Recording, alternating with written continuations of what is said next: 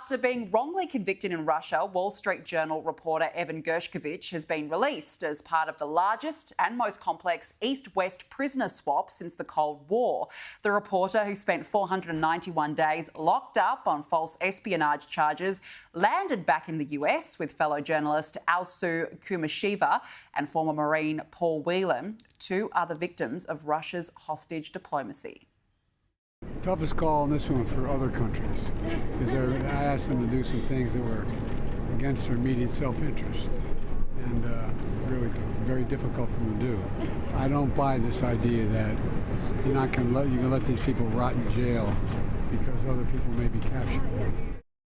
Joining me now is Michael Shoebridge of Strategic Analysis Australia. Michael, good to see you. Thanks for joining us. How would this prisoner swap have been orchestrated? What would have gone on behind the scenes to get it over the line?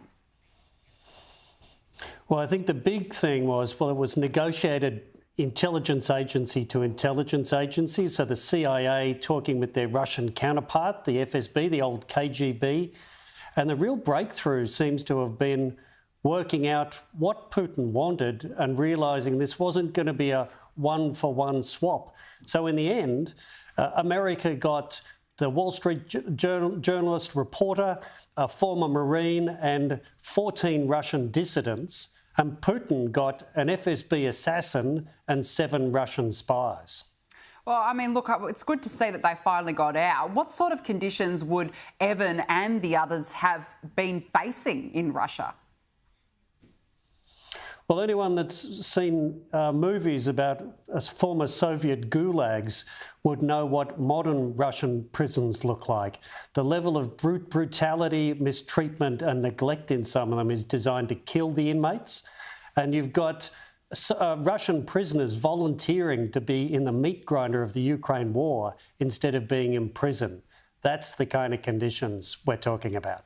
That's extraordinary, and that speaks volumes in itself. Terrible. Now, look, I want to ask you about the death of the Hamas leader. The assailants who killed Ismael Hanan reportedly did so by getting a bomb into his heavily guarded room at an Islamic Revolutionary Guard Corps guest house. Michael, what does this reveal about the level of operational capability used to carry out an attack of this nature? Well, Danica, we were just talking about the CIA and the FSB, but really the world's best covert action intelligence agency is Israel's Mossad. This is an extraordinary operational success. Getting the knowledge about that compound, the Republican Guard-run secure compound, is pretty much as hard as getting information about where Iranian Supreme Leader Khamenei lives. So the amount of paranoia this assassination will have inflicted on the Iranians will be extreme. And the most amazing thing is, to get a bomb into the right room, you need to know which room this Hamas leader was going to be in. And that would have only been known a couple of weeks out.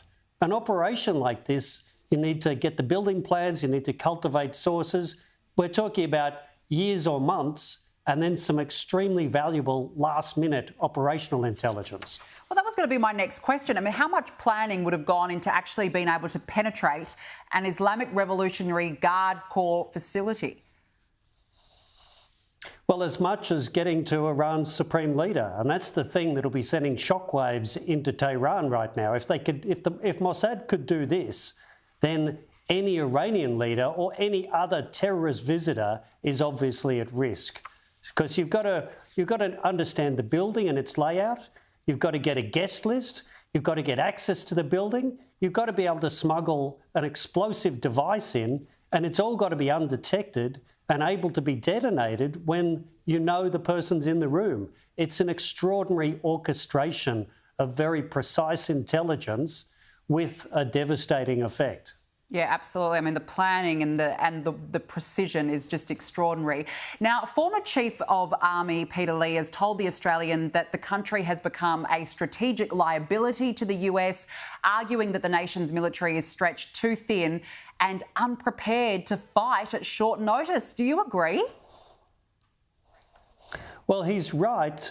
And a big reason he's right is all the money is being sucked into the frigate program, the Hunter frigates, and the AUKUS submarine program, and neither of those things give our military any capability over the next 10 and 15 years. So in the meantime, the Air Force and the Army are being starved, and our current capability is being degraded. This is a deep structural flaw from the way the Albanese government is looking at defence and in the Defence Department itself. Well, that is certainly a big worry, and it's not good enough, really. Michael Shoebridge, we have to leave it there. Really appreciate your time. Thanks for joining me.